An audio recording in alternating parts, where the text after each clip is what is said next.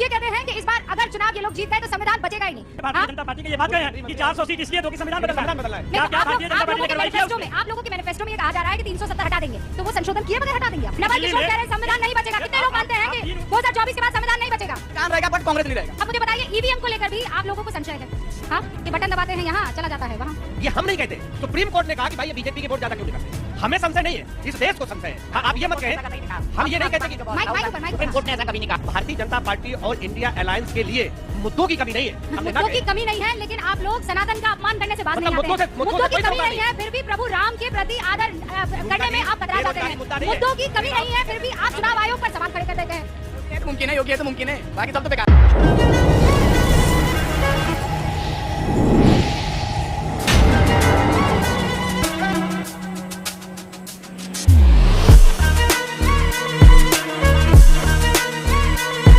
दोस्तों, जैसा कि आप सबको पता होगा, लोकसभा इलेक्शन के चुनाव का पहला चरण शुरू हो चुका है, तो आप सभी वोट करना बिल्कुल ना भूलिएगा। तो आज का यह वीडियो इसी मुद्दे पर आधारित है। और जैसे ही वोटिंग शुरू होती है, विपक्षी दल ईवीएम को कटघरे में खड़ा करना शुरू कर देती है और अपने इस रस्म को निभाने के लिए वो क्या क्या बोल जाते हैं खुद उनको भी नहीं पता होता। लेकिन आज की युवा पीढ़ी और जनता इन सब से कहीं बहुत आगे निकल चुकी है। तो आइए देखते हैं कैसे क्या हुआ। वरिष्ठ पत्रकार के तौर पर है दीपक जी, बहुत बहुत स्वागत है आपका। बहुत बहुत स्वागत है। अरे नावल भाई आप भी हैं। बहुत बहुत स्वागत है आपका। इनको देख के ही मेरे दिल में कुछ कुछ होता है। बहुत बहुत धन्यवाद। ये कौन सा इश्क है? ये वो वाला इश्क है, जब मैंने इनसे पूछा था कि ये एक दिन मुझे डांटने लगे कि आप मेरे शो में बहुत कम टाइम दे रहे हैं। हाँ। तो मैंने पूछा आपकी कितनी सीट है लोकसभा में? हाँ। तो उन्होंने कहा 0। मैंने बोला टाइम भी उसके हिसाब से मिलेगा। तो न्यूज़ 18 इंडिया की डिबेट देख रही हैं, मन में क्या विचार चल रहा है? मन में ये विचार चल रहा है कि 400 के पार। ओह, हाँ, ऐसा क्यों? बिल्कुल ऐसा ही है, क्योंकि हमने इतने सालों के बाद पहली बार 10 सालों में विकास होते देखा है। मोदी जी ने जो विकास किया है वो वाकई काबिल तारीफ है। अच्छा, कितने लोग मानते हैं कि जो विकास हुआ है वो काबिल तारीफ है? सच्ची बात बता देना। हाँ? मोदी है तो मुमकिन है, योगी है तो मुमकिन है, बाकी सब तो बेकार हैं। मोदी है तो मुमकिन है मैम। ऐसा क्यों?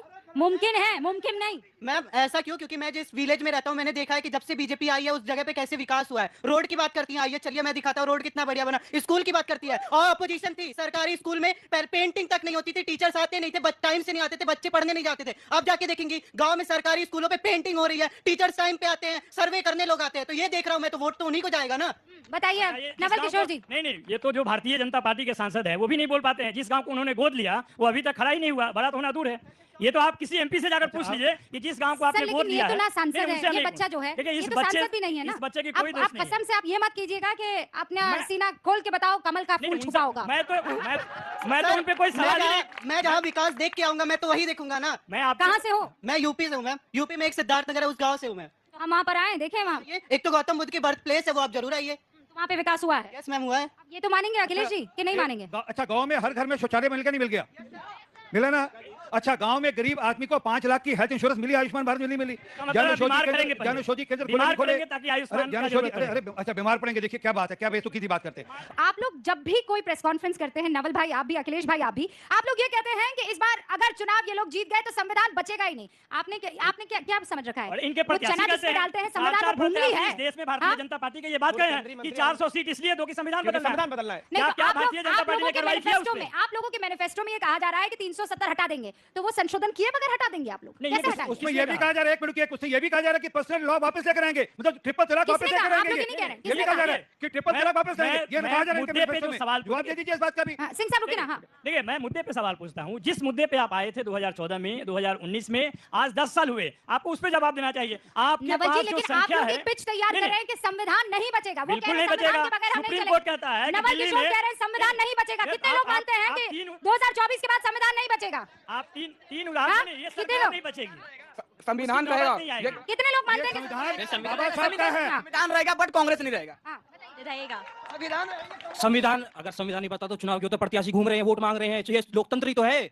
नवल किशोर जी सच बताइए ना, मतलब आप काहे इतना लोगों को डरा रहे हैं कि संविधान मैं तो कह बचेगा रहा नहीं? हूं कि सुप्रीम कोर्ट कहता है दिल्ली के कॉन्टेक्स्ट में कि चुनी हुई सरकार सर्वोपरि है। आपने यहाँ पर संशोधन लाके उस सरकार को साबित कर दिया। नंबर 1 सुन लीजिए सर, सुन लीजिए, सुप्रीम कोर्ट कहता है इलेक्शन कमीशन के जो आयुक्त हैं उनका बहाली नियुक्ति ऐसे होनी चाहिए, आपने वो भी बदल दिया।